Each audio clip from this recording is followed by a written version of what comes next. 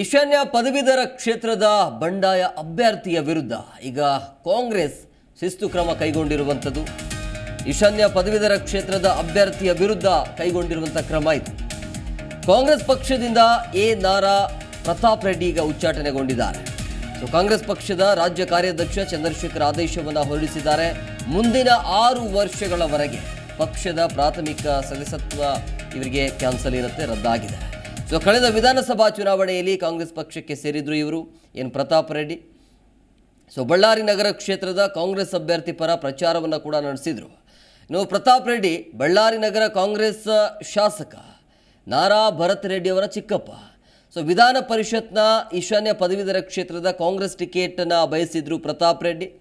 Ticket ಕೊಟ್ಟಿಲ್ಲ. ಹಾಗಾಗಿ ticket ನೀಡದ ಪರಿಣಾಮ ಕಾಂಗ್ರೆಸ್ ಕಡೆಯಿಂದ ಇವರು ಬಂಡಾಯ ಅಭ್ಯರ್ಥಿಯಾಗಿ ಸ್ಪರ್ಧೆಯನ್ನು ಮಾಡಿದರು.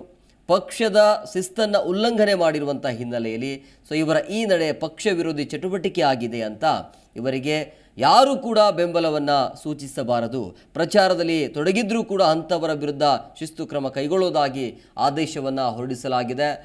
ಬಂಡಾಯ ಬಂಡಾಯವಾಗಿ ಸ್ಪರ್ಧೆಯನ್ನು ಮಾಡೋದಕ್ಕೆ ಇವರು ಮುಂದಾಗಿದ್ದರು. ನೀವೇನು ಬೇಕಾದರೂ ಮಾಡ್ಕೊಳ್ಳಿ, ಆದರೆ ಪಕ್ಷದ ಹೆಸರನ್ನು ಬಳಸಬಾರದು ಅನ್ನುವಂಥ ವಿಚಾರ ಇರುತ್ತೆ. ಜೊತೆಗೆ ಪ್ರಚಾರದಲ್ಲಿ ಯಾರೂ ಕೂಡ ಇವರ ಜೊತೆ ಕೈ ಜೋಡಿಸಬಾರದು ಅಂತೇಳಿ ಈಗ ಇವರ ವಿರುದ್ಧ ಈ ಪಕ್ಷ ಶಿಸ್ತು ಕ್ರಮ ಕೈಗೊಂಡಿರುವಂಥದ್ದು. ಮುಂದಿನ 6 ವರ್ಷಗಳವರೆಗೆ ಪಕ್ಷದ ಪ್ರಾಥಮಿಕ ಸದಸ್ಯತ್ವ ರದ್ದು ಮಾಡಲಾಗಿದೆ.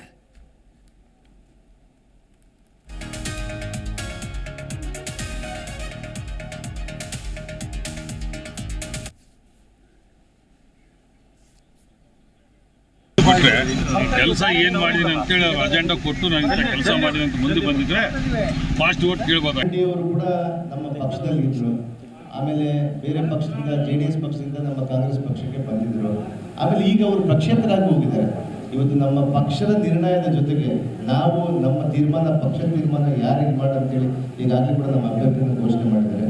ಬಳ್ಳಾರಿ ಇದ್ರೂ ಕೂಡ ನಮ್ಮ ಕಾಂಗ್ರೆಸ್ನ ಕಾರ್ಯಕರ್ತರ ಕಟ್ಟಡಗಳು ಹೆಂಗಿರ್ತಾರೆ ಅಂದರೆ ಬಳ್ಳಾರಿ ಅಂದ್ಕೊಳ್ಳೇ ರೀಸನ್ ವೈಸ್ ವೋಟ್ ಹಾಕಕ್ಕೆ ಹೋಗೋದಿಲ್ಲ. ನಾವು ನಮ್ಮಿಂದ ಆಲ್ರೆಡಿ ಇದಾಗಿದೆ. ಅವರು ಪಕ್ಷೇತರಾಗಿದ್ದಾರೆ. ಇಲ್ಲ ಪಕ್ಷದಿಂದ ತೆಗೆದಿದ್ದಾರಲ್ಲ ಅಂತ ಕೇಳ್ತಾ ಇದ್ದಾರೆ. ಹೌದು, ಆಗ್ಲೇ ತೆಗೆದಿದ್ದಾರೆ. ಅವರಿಗೆ ಬಂದಿದ್ದಾರೆ, ತೆಗೆದಿದ್ದಾರೆ ಅವರಿಗೆ. ಹೌದು, 6 ವರ್ಷದವರೆಗೆ ಇದು ಮಾಡಿದ್ದಾರೆ, ಸಸ್ಪೆಂಡ್ ಮಾಡಿದ್ದಾರೆ. ನಮ್ಮ ರಾಜ್ಯಾಧ್ಯಕ್ಷರು ಮಾಡಿದ್ದಾರೆ. ಯಾಕಂದ್ರೆ ಕಳೆದ MLA ಚುನಾವಣೆಯಲ್ಲಿ ಅವರು ನಮ್ಮ ಜೊತೆಗಿದ್ರು, ನಮ್ಗೆಲ್ಲ ಕೆಲಸ ಮಾಡಿದ್ರು.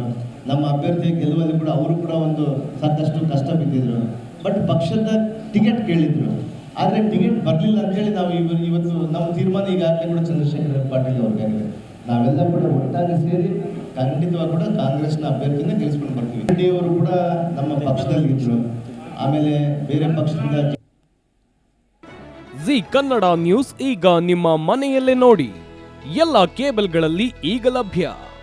ಸನ್ Direct 292, Jio TV 1334, U digital 162, City cable 51, GTPL 17, Abhishek cables 821, Rockline telecommunication 51, Shri Basaveshwara number 60, Vinayaka digital number 53, in digital number 896ರಲ್ಲಿ ನಿಮ್ಮಿಸ್ತದ ಜಿ ಕನ್ನಡ ನ್ಯೂಸ್ ನೋಡಿ ಆನಂದಿಸಿ.